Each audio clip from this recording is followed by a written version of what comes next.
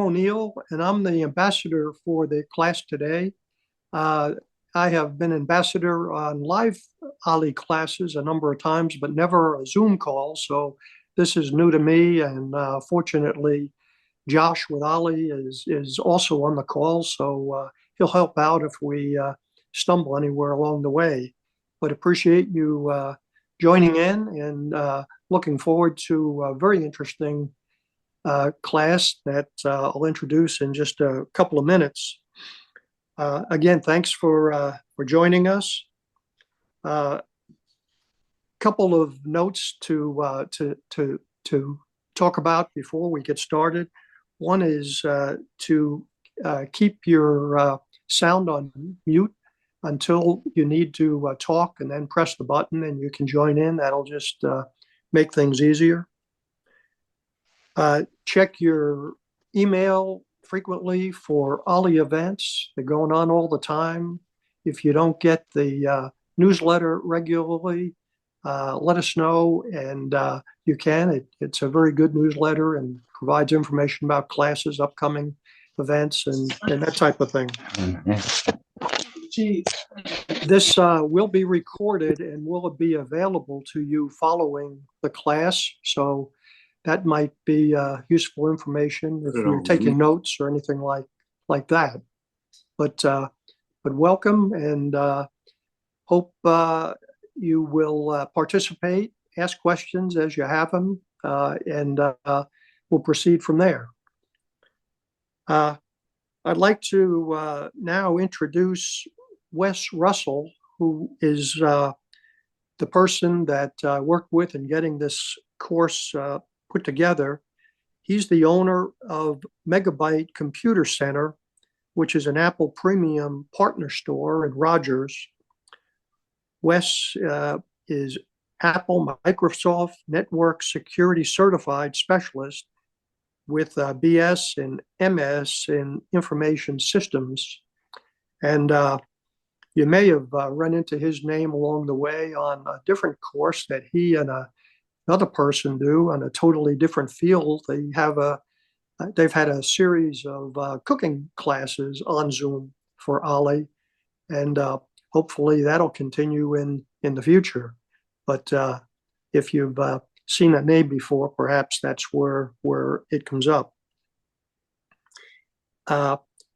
And I'm going to ask Wes to introduce Corey, who works with him as an intern and is going to do most of the presentation today. He's very, very familiar with the subject matter, and is an expert in his field. And I look forward to Wes perhaps giving more details, or Corey himself, on his background and credentials. And I suppose that's all we need to talk about. We can move into the program and get started. Thanks for coming. Awesome. Thank you, Tom. Well, I'm Wes Russell. Some of you, if any of you have done the cooking classes, you usually see me with an apron in my kitchen, alongside my co-chef, Christine Meyer. Today we're going to be talking about cybersecurity awareness, how to spot hacks, how to spot phishing emails. When you get a text message, how did they get my number? Is this legit because they texted me? And we deal with that a lot. We do cybersecurity for a lot of large a here. We manage their networks and their data. But in our retail store and our Apple repair store, we have a lot of people come in. We've probably had 4 or 5 today that feel like they've, hey, I got this email. Does this mean I've been hacked? Did somebody steal my credit card information and buy something? And so we go through a process every day of showing people how to know what's legitimate and what's not legitimate. And so Corey's put together this great presentation, and it's a PowerPoint presentation. We'll actually send that to Josh, and he can distribute it with the video of this, because the PowerPoint presentation would be great to share with a lot of people. You know, the more people that know, the better it is. As Tom said, I own Megabyte Computer Center. I'm a networking engineer, computer science engineer. I have a master's in information systems and data sets. I don't really use that on a daily basis because, you know, we own a retail store and a service provider interest, but I'm very, very versed in the technology. And Corey started working for us a year or so ago. He's I'll let him talk about himself, but he's just about to graduate. I'm going to lose him because he's just about to finish his master's in computer science engineering, and then he's going to go on, start his internship and start his career. So anything I can do for him, I will always do it. And in fact, he and I talked about, if this goes well, seeing if his employer, where he goes for his internship, would allow him to do one of these a semester, because he would just come here and do it. We could do it in the same room, because I think this is something that there'll be a lot of interest in after we, you know, we'll see what the results are from this class. And if there's interest in the future, I can hold one. I'll have other interns, but I imagine that your employer would be interested in you doing that. Yeah. To get continuing education. So with that, I'll let Corey St. Jean talk about himself a little. Yeah. So my name is Corey St. Jean. I'm currently in my second to last semester in my master's program through the University of Louisville. And yeah, I mean, I grew up on the internet. I grew up building computers. And, you know, just throughout time, you kind of gain literacy when it comes to knowing what's real and what's fake, just because, you know, I feel like any time or any point on the internet, you're going to fall for something. Hopefully it's not to the point where you're losing like personal information or potentially even finances. But yeah, I would say I've definitely fallen for stuff. So that kind of is a way of tough learning. So my hope is that I can teach you some things I've learned, and especially working here, just dealing with it a lot, seeing, you know, what tactics or scammers are employing, or hackers or anything like that. So yeah, other than that, I can just jump right into it. Yeah. I'm just gonna go ahead and share my screen here. Let me know if everyone can see that. Perfect. All right, so this is all just about empowering yourself against modern scams. It's a constantly evolving field, especially, I mean, with how much money it brings in. It brings in billions of dollars every year, just through scams. So we're just gonna talk about some different areas under the umbrella scams, how you can combat them, what you can look at to try to spot if something is a scam or if something is legit, and just some safe practices when doing anything online. So go and start. So this is a little bit about me. I kind of went over this a little bit, but like I said, I'm currently a master's of computer science student at the University of Louisville. And I also work here at Megabyte Computer Center. I help customers understand how to use their devices, how to avoid scams, and what to look for when it comes to scams. And when I'm not working on school or here at Megabyte, I like to spend time outdoors fishing.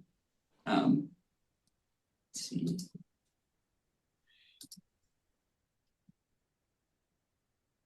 Thank you. Thank you. I like fishing, so that's pretty good. Follow the chat. I'm going to step out and see what's happening. You're good. Holler at me if you need me. It was very nice to get to see everybody, but I'm going to leave the young talent and let them take it from here. Yeah. Just going to adjust the camera here. A second. All right. So just a little bit about Megabyte. It has been locally owned and operated in Northwest Arkansas since 1986. And we're an authorized Apple retailer and repair partner. So got any issues with Apple devices, you're always welcome to stop on by. We'd be glad to help you. And then, so first we'll start talking about fraud. So fraud is essentially where a nefarious person tries to gain or steal information through lies, deception, or any dishonest method. And that can include things like identity theft, Payment card fraud, which would be like someone is able to get your payment information. They can use it to try to buy a bunch of things, or checkout page skimming. And we'll go over each of those a little bit more, but just in general, checkout page skimming is essentially when someone makes a fake website that looks very, very similar to a real website, like a real checkout website, like Amazon or just any kind of e-commerce. And if they're not really selling you anything, they just want your card information. So you put in all your card information like you would any other website, and they just take that and essentially would do payment card fraud. And it's a broad category, and it contains different things like scams and hacks within it. So scammers and hackers are all within the fraud umbrella.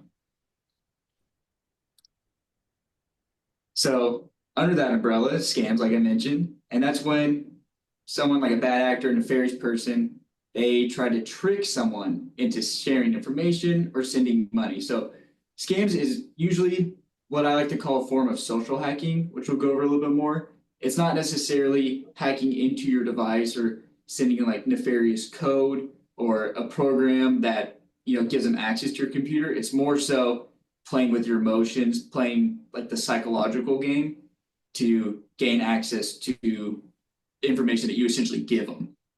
So they try to make it seem as legit as possible, and there's a bunch of ways they do that, which we'll go over some. But yeah, like I would say, scamming is kind of a form of social hacking, and like I mentioned, they're trying to gain your trust, trying to make it seem as legit as possible, and yeah, it's under that fraud umbrella. All right, and then hacks. So hacking is essentially the act of gaining access to digital devices and networks through unauthorized means, which personal data and information can be extracted. The thing about hacks, though, and hackers is they tend to target large organizations or businesses, and a lot more rarely are they targeting individuals.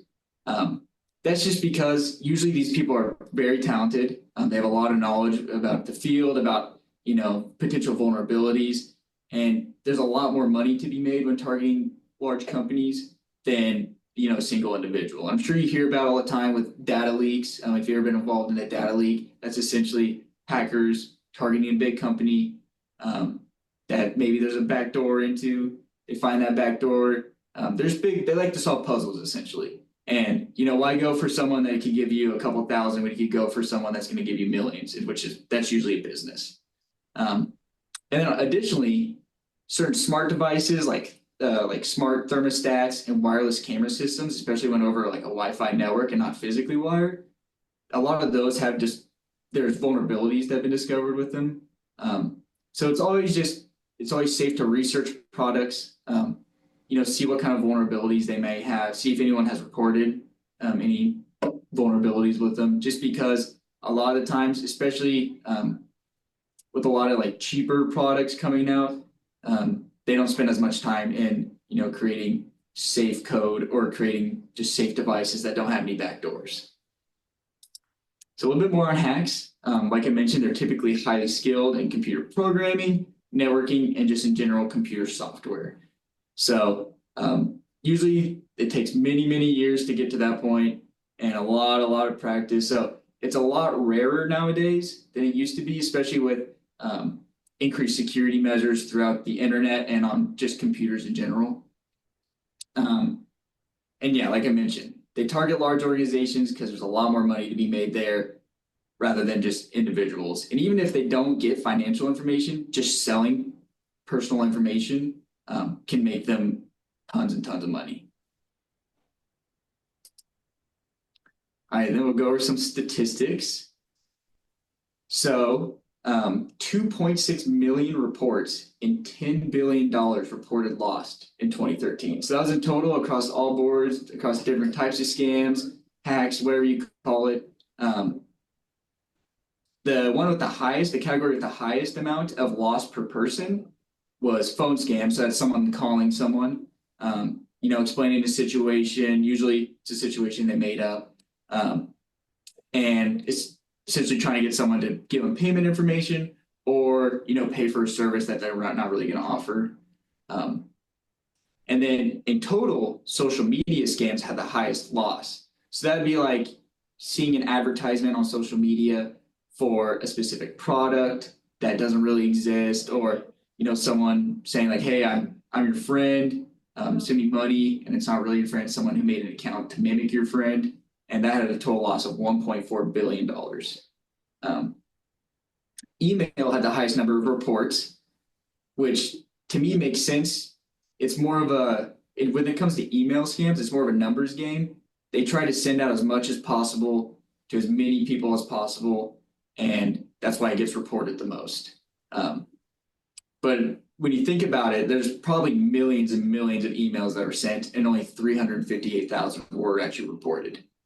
And then as far as it goes with receiving money, it mostly received it through bank transfers. Cryptocurrency is a huge one, especially with that emergence in recent years, or wire transfers. So those are the three ways scammers tend to get paid. And then now we'll go over a little bit of targets. So the first is immigrants and limited English consumers. The reason is because they don't fully speak English. They don't, they might not be fully familiar with how certain services work in the United States or whatever country they are an immigrant to. So they tend to be targeted because, they might be more willing to believe something because they've never seen what it's actually supposed to look like. So that's a big one. Seniors is another one, kind of the same thing. It's more so they didn't grow up with this technology or on the internet, or especially with the modern internet and that explosion. That's all just so like recent that a lot of them just haven't experienced it, haven't gone through it. So that's a big target audience. Service members and veterans is a big one too. That's mostly because there's a lot of government organizations or just organizations in general that work with veterans and service members, provide support. And sometimes nefarious people will make fake organizations or pretend to be these organizations to try to target these individuals.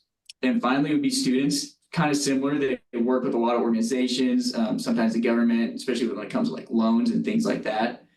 And, a bad actor can make a website similar to a loan website and get all their personal information. And especially because, they are younger and they are financially vulnerable. So those are another two reasons why they tend to fall for things is, they might see something and be like, oh, that's a quick way to make money. And in reality, they just gave up their information. All right, so we'll play a little game here. So this is an email, a hypothetical email someone received. And I just want you to look over it. Hopefully you're able to read everything on it. And just kind of think to yourself, or feel free to put it in the chat whether or not you think that this is a scam. And if you have any reasons why or why not, you can also put that, but I'll give you a minute or two to do that. And yeah, just think to yourself, write down your answer. If anything stands out to you or if it all looks legit, you can put that. But yeah.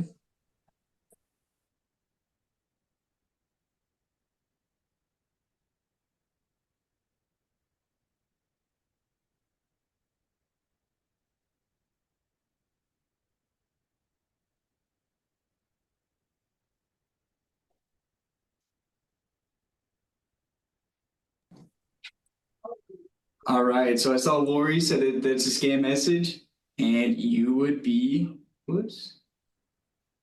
No.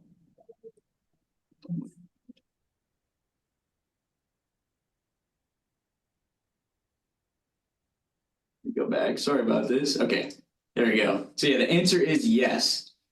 Kim, same thing, good job. So, LastPass is a legitimate company. They're like a password management company.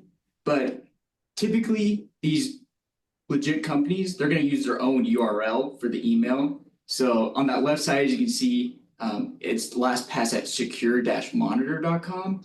And LastPass emails are going to come from LastPass.com. So that would be the first thing I would notice. That's always the first thing I look to whenever I get an email like this, where I'm like, I don't know if this is legit. I always look at that URL because that's going to tell you there's only one company that can actually own that URL, and typically it's going to be the legitimate company. And then another thing to look at is that hyperlink and even the learn more button at the bottom. Those aren't necessarily signs of a scam, but they do hide the actual web address you will be visiting.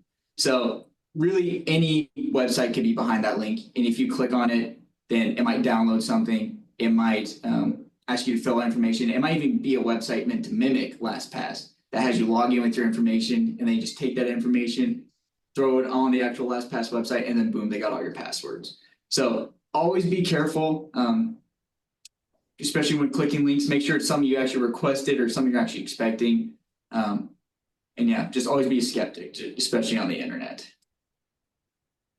All right, so after that, we're just going to talk about some of the strategies of scams. So these are kind of like different categories that scammers will use, or like almost tactics they will use to target individuals. And the first one is investment scams. So typically, these scammers try to create a sense of urgency to invest in the next big thing that will provide unmatched profits. And usually the company doesn't even exist. Or it's a shell company that might technically exist, but they don't do any actual business. And it's just going to disappear once they get a bunch of investments. So the thing is, especially with investment scams, is it's fairly difficult because regardless, these are going to be new companies. But do as much research as you can, especially into like the CEO, see who actually owns it, see if they actually have like a LinkedIn page, if they have any kind of online image to prove that like, okay, this person actually knows what they're talking about and other people are vouching for them. And then also, even just with investments in general, you should always be careful. There's no guarantee you're going to make money. And if they're really, really trying to oversell it, I think that's a typically good sign. They can't guarantee you're going to make money. You never know if a company's going to be successful or not. So that's what I'd say is like kind of a ways to avoid it. Next would be romance scams, which is usually when a scammer or an individual tries to build a relationship with someone through a fake online persona and then ask for financial support. So this would be someone like messaging you on Facebook, on even dating apps, just any kind of social media in general. They'll message you, and whenever you get that message, then they'll start talking to you, form a relationship. Essentially, you'll never actually see the person. It'll just all be through text messages, maybe sometimes a call, and then eventually they'll report some kind of fabricated event, like they got hospitalized or they're in court, or they got a ticket and they need financial support. And essentially they're trying to build a relationship, build trust with you, and then try to misuse that trust. So always be careful, especially when it comes to love, just in general. But yeah, particularly through online. If you have no connection to them, if it's not like a friend of a friend and no one has vouched for them, I'd definitely be suspicious of the situation. All right, next is phishing, and that's with a PH, not an F. But it is kind of similar. Essentially, they just try to cast a wide net through automated phone calls. That's where that PH comes through. It's like phone phishing, in hopes that a small portion believes the call and gives information. And just like in real phishing, the more lines you have out, the more chances you have to catch someone. So they're making hundreds of thousands of calls, especially with like the automated robots. I'm sure you've gotten calls like that, like your car's extended warranty is out, or we work with you, we need your information, just things like that. Their hopes is that one or two people call them back and they hook them, and get them to provide potential information, or even sometimes finances. The next is smishing, which is pretty much the same as phishing, but instead of phone calls, it's email and text messages. They're both pretty much the same thing. One's just through actually calling someone on the phone, the other's through some kind of messaging system. But same goal, same tactics, as many lines as possible, try to get a one or two. Next is charity scams, and that's essentially someone's trying to use empathy, or just people's empathy in general, to gain donations for a fake charity or organization that's not actually doing any good work. They're just trying to make money. So usually they'll try to tug on your heartstrings, try to make you feel bad about someone's situation, or an animal or anything like that. And most of the time, or not most of the time, these organizations essentially don't do anything. They are just trying to trick you. They're trying to make it look as legitimate as possible. So I'd say always research it, always research the claims, see if they actually have any kind of online presence, see if anyone actually vouches for them. And make sure it's not just like one or two people, make sure it's tons of people. Even like the Better Business Bureau, I think, can go over cherries. So you can always check with them too. And then finally is reseller scams. So this tends to be more local. It's not someone in another country or completely different area of the US. Reseller scams tend to be within your area, and they tend to try to gain down payments or full payments for products or services through like Facebook Marketplace, Craigslist, any kind of like online marketplace. And they don't actually give up the product. So big ones, cars, they'll say, I'll save this car, I'll reserve this car for you, just pay me $500. That's like a down payment. And they'll say it's not refundable, and then they'll cancel the sale. You won't even cancel it. So, or another big one's fake knockoff devices. We see a lot of those here, a lot of fake AirPods. So just anytime you're buying from like Facebook Marketplace, you can never fully trust it. Just because you're not buying it from a verified source, unless it's someone someone can vouch for. Or like furniture is fine, things like that. But yeah, anytime they're trying to get you to pay before you actually see it, or actually get to try it out, or before you're even doing the exchange, that's pretty suspicious to me. And then any kind of electronic products, especially like brand new in the box, I would say kind of steer away from, just because unless you're very, very familiar with the product and know how to tell the difference between a real one and a knockoff. All right, so now we're going to talk about the social hacking. I kind of brought this up earlier, but it's a type of hacking. It's not really the same as computer hacking where you're using code or anything like that, but this one's more just psychological. You're trying to essentially pose as a trusted brand or person, and it's all just psychological tactics. Trying to get someone to act fast, trying to get just manipulate people in general. And usually their goal is to eventually get information or have you perform some task that compromise your security, like downloading a certain application or giving them access to your computer. And then, like I mentioned, they're trying to create a sense of urgency. They know that some people will crumble under that pressure and just do whatever they say just to try to get out of the situation. And that's their goal, is to do whatever they can to make you not have time to think about the situation, to not have time to really consider what this person's asking of me. Their goal is just to get you to get in, get your information, and then never talk to you again. So here's some types of social hacking. Some of these are pretty familiar, or we've gone over even. It's like phishing is a type of social hacking. They're trying to pose as like a genuine company, or sometimes saying like I need money, or like trying to tug on your heartstrings. Baiting is another one. Tailgating, pretexting, quid pro quo, and scareware. Those are 6, kind of general, large scale categories, but there's even like smaller categories of each, smaller like subgroups, or even sometimes like mixtures of both. They might, bait over the phone, which would be like a form of phishing. But I'll go over all those. So phishing, we've already gone over this. Just messages, phone calls, anything like that, just sent to mass numbers of users, sometimes even in the millions, especially now with automated systems.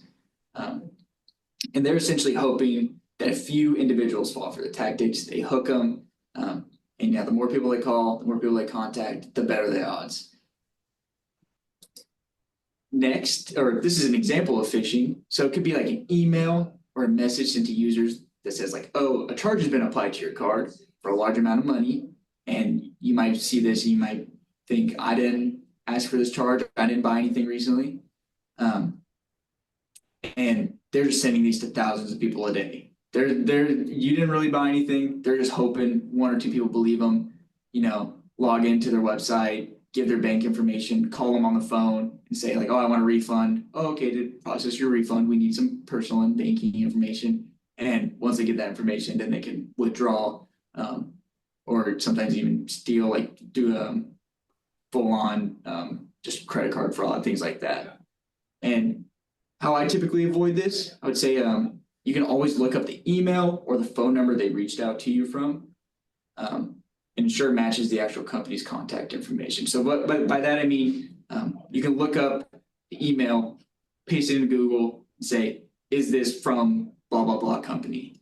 is this phone number, like what numbers do the UPS text from? Does USPS text from?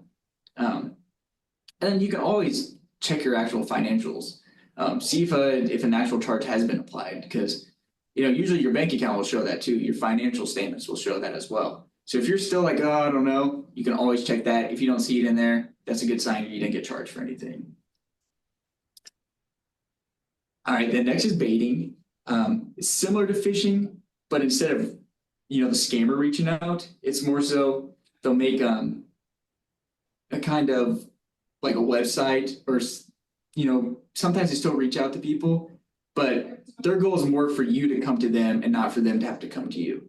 So it's usually like valuable returns, big ones like giveaways, like, oh, you want a giveaway, or just having a website that says, hey, spin this wheel, and you spin the wheel, and then it says, oh, you got a new iPhone, and they're not really giving away anything.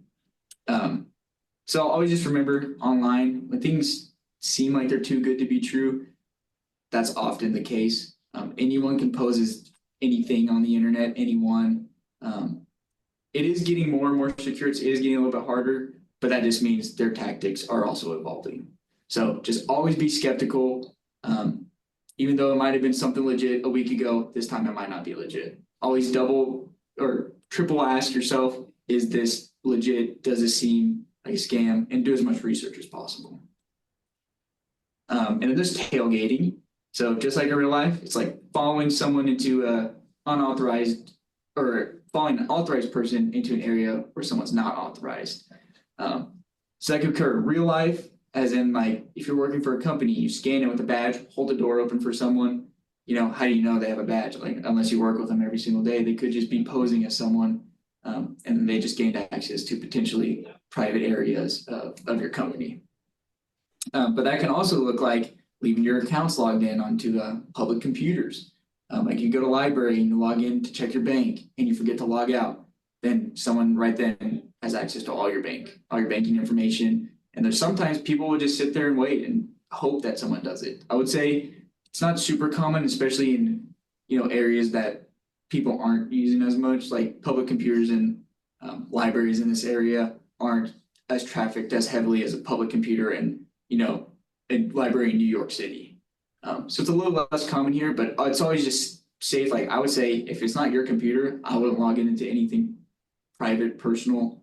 And if you do have to, always make sure it's logged out, signed out, fully shut down before you leave. The next is pre-texting. So this one is going to be more similar to like the hack scams. It's usually just a fake situation that they'll build up. They'll say, hey, this is happening. You got a virus on your computer. You missed a payment. And usually they'll right then in that moment suggest a solution as well. So they'll set up a problem and then also provide the solution. And usually the problem doesn't even exist in the first place. They're just making it up. They're just trying to hope that they're right about it, or hope that you fall for it. And like I mentioned, or next we'll move on to quid pro quo, and then I have an example of pre-texting. So quid pro quo is kind of like baiting, involves some kind of winnings that requires personal information to obtain. So it's like, I'll give you this if you give me some personal information, just so, or like if you fill out the survey, or if you download this and try it out, I'll give you some money. And usually it's just a one-sided trade. You're downloading something nefarious, you're giving your personal information, and they're not going to pay you. And it's just one-sided. It seems like it's one-sided for you is their goal, but really it's one-sided the other way. And yeah, just remember, if you didn't enter a contest, you're not going to win a contest. And even if you did enter, always triple check that's a legit contest, triple check that it's coming from a legit source. Just because, like I mentioned, anyone can be anything on the internet. Okay, so yeah, here's an example of quid pro quo would be investments. That's something I talked about previously. It's creating like a too good to be true, company that's going to guarantee to make money, but you got to invest quick before it blows up. And that's like I mentioned, that social hacking, creating a sense of urgency. And yeah, sometimes they exist, sometimes they don't. But to avoid, always research the company, research the people that run it. You can always check the Better Business Bureau, see if they even exist in there. And then you can also check if the email and number matches the company you think it should. So typically, if someone's establishing a company, they're gonna have their own website, they're gonna have their own domain, they're gonna, they're not gonna be hiding things. If a company's hiding things, I would not invest, even if it is a legitimate company. There's nothing good that comes from that. All right, so next is scareware. So this essentially tricks users into sharing personal information, paying money, or downloading potential like malware or virus. Malware is just a form of a virus.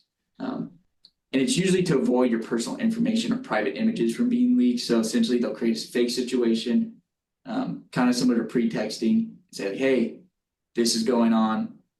I have this image of you. I have this information. I have these text messages. If you don't give me money, I'm going to release them. And most of the time, they don't even have access to any of your information. It's kind of like almost like phishing or smishing. They're just trying to send that message out to as many people as possible in hopes that someone feels guilty and someone falls for it.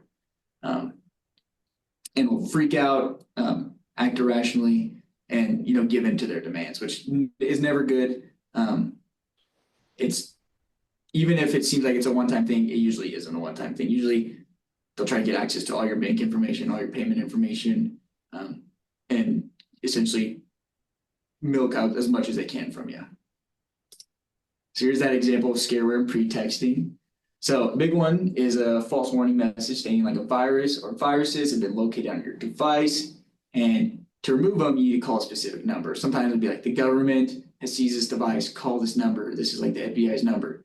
And usually like it'll enter full screen mode, the website.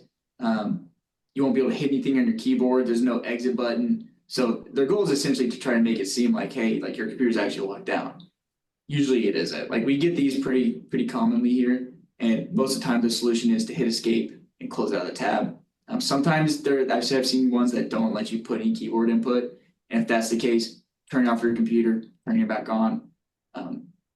That usually works. And if you're still unsure, if you're still thinking, I don't know, there might be a virus, you can always run your own antivirus. I know on Windows, the Windows Defender comes with its own virus scanner, and that's pretty effective. So you can always do that. You don't have to pay any money for that. And then on Macs or Macintosh, it usually, it is, as long as you're keeping up to date, it's pretty difficult to get a virus on them. Just as long as you're keeping those security updates, make sure you have them all downloaded. And that's on both cases. Just always make sure you keep your devices up to date, because essentially the longer an operating system like Windows or Mac has been out, the more time people have to study the main code of it and find those little backdoors, those little places they can sneak in through the cracks. All right, so here's another example of social hacking is just helpfulness or empathy. So this is an individual will pretend to be a family member and ask for financial help, or even a friend, and say like, hey, I've been injured. Hey, I'm in court. Hey, I'm in jail. I need this money. Or sometimes I'll send a link saying like, hey, did you see what this person said or this mutual friend said? And sometimes this comes from the actual friend or family member's account, but most cases, if it is, and especially if you're not expecting it, the account's probably been compromised. They probably fell for the same thing. Someone messaged them a link, they clicked on it, they logged in with their information, and now the scammers have access to that account. And essentially their goal is just to like have it spread, have a message. One person, if they get one person out of a friends list, they can message all of their friends, and it keeps just spreading and trickling down. So to avoid this, you can always contact the person that messaged you, especially if it's someone you're pretty close with. You can give them a call, you can give them a text. If it's somebody you haven't talked to in a while, I would say don't even click a link that they're sending you. Be a skeptic. Just always assume they're trying to, as bad as it sounds, assume they're trying to get you, because that's the safest way to be on the internet. I wouldn't click links if you're not expecting them is the biggest thing. You can always reach out, always call them. Make sure you're not messaging them on the same platform they originally reached out to you on, though. So now we're just going to go over how to spot a scam, some things you can look at. We've kind of already gone over those, especially with that LastPass example earlier. But first things first, you can double check the email address or the phone number the message being sent from. We kind of did that with the LastPass. And like I mentioned, companies are going to have their email addresses public. They're going to say, hey, if we're reaching out to you, this is where we reach out to you from. And the website in the email should be a website that they own. So like if Amazon's emailing you, it's going to be at amazon.com. If Microsoft is emailing you, it's going to be at Microsoft, so on and so forth. But even then, always be a little careful because sometimes they'll change a character too, and I'll go over that. So another thing you can look at is the domain of the website, the top site domain. So most companies are going to have .com because they're a company. It's in commerce. And sometimes they'll have an odd domain, or even sometimes it'll be, google.com, .tk, .ml, .ga, so on and so forth. And if they have a domain like that, I wouldn't personally trust it. These are typically can be unsecure, and it's just another way of them to make it look legit without it actually being legit. So always check for that exact spelling. And yeah, like I mentioned, sometimes a character could be replaced. So for Amazon, they could replace an O with a 0. Sometimes I've seen they replace W's with 2 V's next to each other, and that's really difficult to spot. So anytime you're not visiting a website yourself, you're clicking a link, check for those things. I usually recommend if someone sends you a link, type it in manually, or not even that, just go to Amazon. If someone sends you like an Amazon link and you're like, I didn't ask for this, go to Amazon and look up the product yourself if you're really curious about what they're sending. And then another thing is, if there's loud noise or flashing lights or a countdown, this is not legit. No self-respecting company is going to use flashing lights or loud noises on customers without at least a warning, and that I don't even know what situations they do that in. And there's just too much risk associated with it. If people with certain medical conditions, they would not make loud noises. They would not play like a buzzer. That's just a way of, social hacking. They're trying to intimidate you. They're trying to scare you. And also when you're dealing with the company, usually you have the power. You're their customer. You're a way for them to make money. So they want you to be happy. And scammers typically won't respect that. They're usually the opposite. They'll kind of force you to do things. They'll argue with you. They'll say mean things to you, things like that. So that's a good way. I mean, even if a company's just doing that in general, I wouldn't deal with the company. And that's just a good way to avoid, dealing with scammers, dealing with those scams. And yeah, a big thing too, if you ever get a call and you're like, I don't think he's legit, just hang up. Like, no one's forcing you to take that call. No one's forcing you to keep talking to them. They don't have your best interests in mind. It's not rude. It's not, being judgmental. You're being safe. And I think there's nothing wrong with that. And I think any self-respecting company would respect that.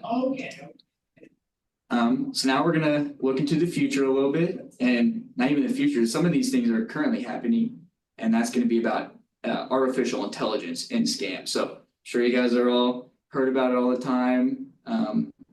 Maybe it scares you, maybe it excites you, but it's kind of the way the world's going. It's kind of the way the internet's going, and even then it's being used in scams. So one area it's being used is voice cloning. So artificial intelligence is able to accurately and relatively quickly recreate someone's voice. And it can be done with family members, coworkers, or just public figures, like entrepreneurs, actors, celebrities, things like that. So what you should look out for is there's always going to be that pressure to act immediately. They don't want you thinking about it. They don't want you taking your time. They want you to do something now, make an irrational decision. Odd payment methods like crypto, bank transfers. Most companies are going to accept card, check, cash, things like that. Scammers usually don't.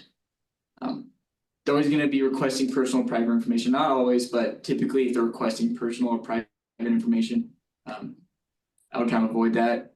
And you'll be told to keep conversations a secret. If you're working with a company, if it's a family member, companies, I don't think should keep conversations secret with you. Family members, maybe, but even then, if it sounds like something like, I don't think this should be a secret, that's kind of a sign. Here's some ways to avoid it. If it's someone, posing as a family or friend, you can always ask questions that only that person would know. I've even heard of some people setting up certain, keywords or certain like questions ahead of time. So like, hey, if I ever get a call from you and I'm not sure it's you, I'm gonna ask this question. I want you to answer it this way. It's usually kind of like a non-traditional way, like, what'd you eat for dinner? And you say like, I ate 14 cakes. And between you two, you'd understand that, but anyone else would think you're a crazy person. You can always hang up and call the person, but do it through a direct phone number. Do not redial. And that's just a way to say, okay, like, let me double check. Let me hang up, call this person's cell phone. Okay, now I can talk to the person. Did you call me? No. Okay, someone's posing as you. And then you always have power to stop and think. They're going to try to rush you. You don't have to feel rushed at all. And like I said, most companies know the customer has the power. They're not going to try to rush you. It's usually not urgent. If you have a virus on a computer, it's not like a countdown to a bomb being dropped. It's usually like you either got a virus or you don't. And the amount of time you wait usually doesn't impact, it's spread or anything like that. All right, so now we'll go over some more AI scams, specifically deepfakes. So if you don't know what a deepfake is, it's an image or recording that has been convincingly altered and manipulated to misrepresent someone as doing or saying something that was not actually done or said. That's from Merriam-Webster. That's a new definition added to the dictionary. And so some things you can look out for is like jerky, unrealistic motion. The lighting doesn't match up, especially around the face with the rest of the, the scene. If there's not blinking, or if they do blink, it's kind of strange. And always unusual payment methods, pressure act immediately. Those things are typically a good sign. And here's some ways to avoid it. You can always research the claim stated in the video and see if it's actually valid. Always stop and think. That's probably the biggest thing I'd say to start with is stop, take your time, think about the situation, do the research. If you're pretty convinced that it is a scam, you can always report the video, and that'll kind of help others not to fall for something that you could have fallen for. And then if it's really something you're not fully certain on, you can analyze the movements of the person. So, like for example, when I'm talking, every time I pause, I'm breathing, so you can see if my shoulders rise when I'm breathing. That's a way to check if it's a deep fake. Unrealistic moving pattern. So if the face kind of seems like it's looking a different way than the head is. And also hand motions. So I've been moving my hands as I've been talking. If it's not on beats, if it's not lining up with beats, that's a good sign that, it's someone mimicking the voice or doing a deep fake on this person.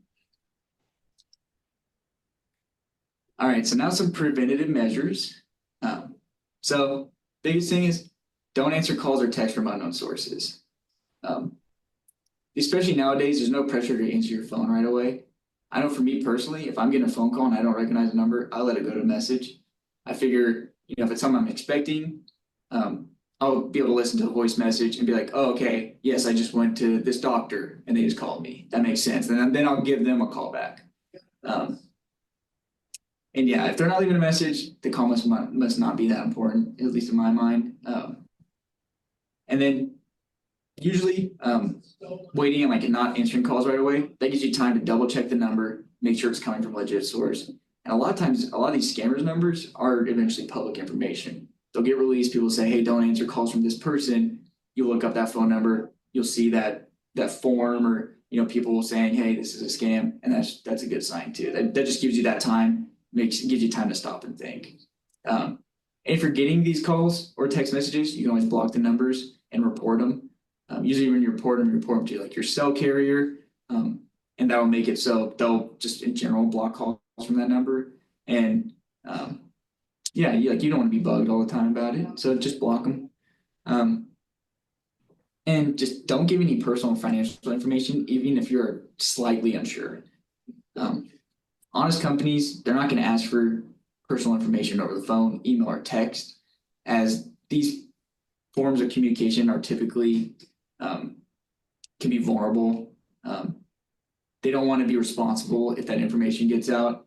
and it's not good for their customers. It's not good for their image if that information gets out.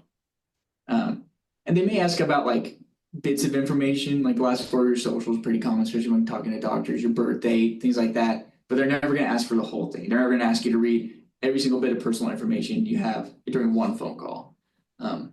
Just because, like I said, they don't know where you are. They don't want to be responsible for that information getting out. And there's lots of laws protecting your private information, especially when companies collect them. Yeah, don't feel pressure to act immediately. That's their goal. That's what scammers want. And like I said many, many times, honest organizations, they understand that the company has the power, and 99% of the time, it's not critical to get personal information or payment immediately. You also should know how scammers accept payment. Honest companies are going to use bank cards, checks, or cash for payment, while scammers are going to use cryptocurrency or a wire transfer payment app or gift cards. And big one's gift cards. No company is going to want to get paid in gift cards. That's a big one I see a lot is they'll ask for certain gift cards like Apple gift cards, Google Play gift cards, things like that. But no, those are the reason they use those is those are just easy to send over the internet. There's not a lot of security measures behind a gift card. And it seems a lot safer than giving some of your bank information, even though you're still giving them money. And then always ask a trusted source. You have the right to talk to those you trust. Those you know are a little bit more tech savvy, maybe. Talk to them, double check that you're talking to a legit source, see if they've heard anything like that. And an honest company should encourage you to do the same. Especially when dealing with personal or private information, they should say, okay, yeah, like I think it's good that you double check this because, like I said, they don't want to be responsible for any of your information getting out. All right, so we got another game here. This one's a text message, and just want to hear your thoughts on if this is a scam or not again. It says you missed our delivery. For the redelivery of your parcel, please visit and then have a website and confirm the settlement of 1.45. So take a little bit of time, see what you think. You can send in the chat if you want. You don't have to. You can just personally think about it. Kim's saying it's a scam. And I personally would agree. So like I mentioned, you can always look up phone numbers. And UPS has 4 numbers they will text from. And those are the ones listed. But I found that in 2 seconds with a Google search. I said, what numbers does UPS text from? Those 4 numbers came up. And as you can tell, that number is not the same as any of those. And then another thing is UPS has a website of ups.com. And this URL is essentially mimicking it. It's myparcel-ups.com. So essentially they're hoping you just see that last part and think it's safe instead of looking at the whole thing. And the whole URL is myparcel-ups.com. Which this one still has the .com, but yeah, I would say anytime it's not, even a little thing looks a little off, I would just avoid it, especially like those hyperlinks I talked about, those blue links. All right, so here's one more. Is this a scam? It's Amazon email. Welcome to Amazon.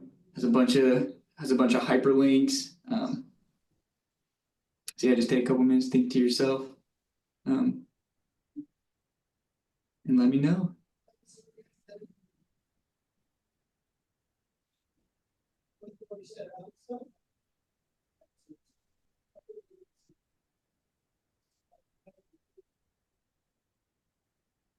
So yeah, I would agree. This one is not a scam. As you can see, the URL in the email is at amazon.com. That's a good sign. And even though it has those hyperlinks, I would still, like I said, I would still personally just type it in, go to amazon.com/orders, go to amazon.com/payments. Just because you never, especially if you didn't ask for it, if you didn't request it, you never know. But yeah, I would say that's a big one. Yeah, legit. Good job.